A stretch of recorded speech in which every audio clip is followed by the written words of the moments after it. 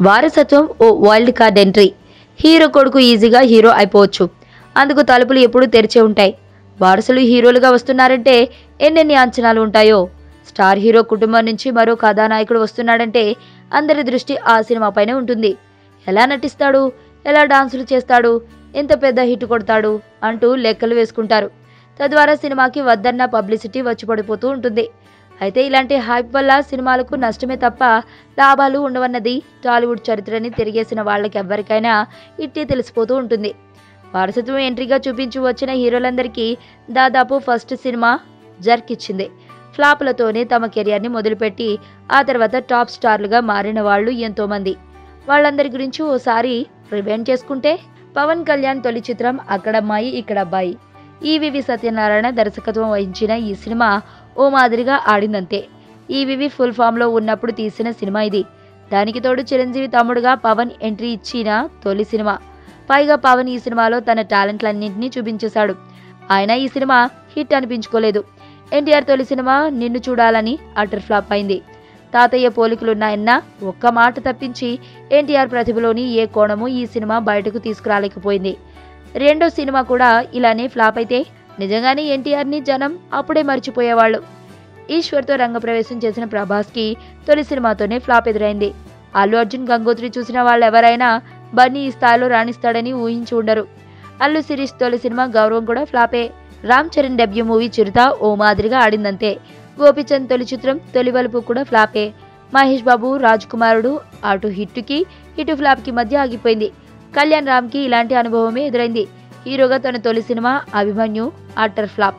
ఆ తర్వాత అతనొక్కడే రావడం వల్ల తేరుకోగలిగాడు.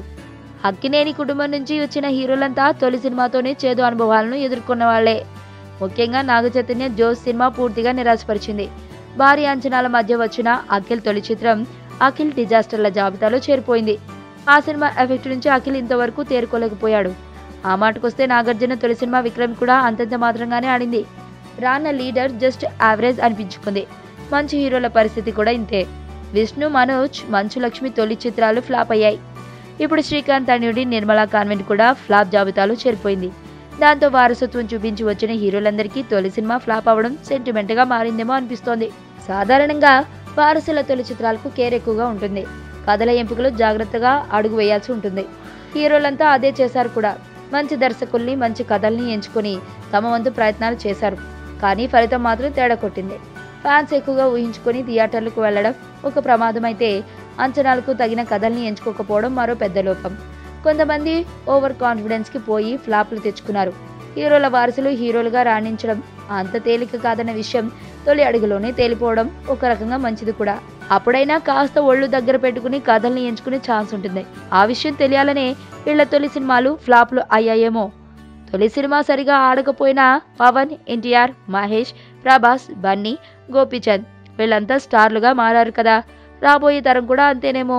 తొలి సినిమా ఫ్లాప్ అవ్వడం మంచిదే అనుకుంటూ ముందడుగు వేస్తారేమో. మీ నాన్నకో ఫోన్ చేయవే, ఎక్కడున్నారు? ఏడే మన భుజంగా కనబట్లేదు. అమ్మా అమ్మా, నాన్న ఎక్కడమ్మా? ఆయన ఎక్కడుంటారో శివగాడికి తెలుసు. సార్, పొరపాటు జరిగిపోయింది సార్. ఒకటి కాదు, రెండు. ఎవరికి తెలియకుండా కాపాడు. నాన్న. హలో.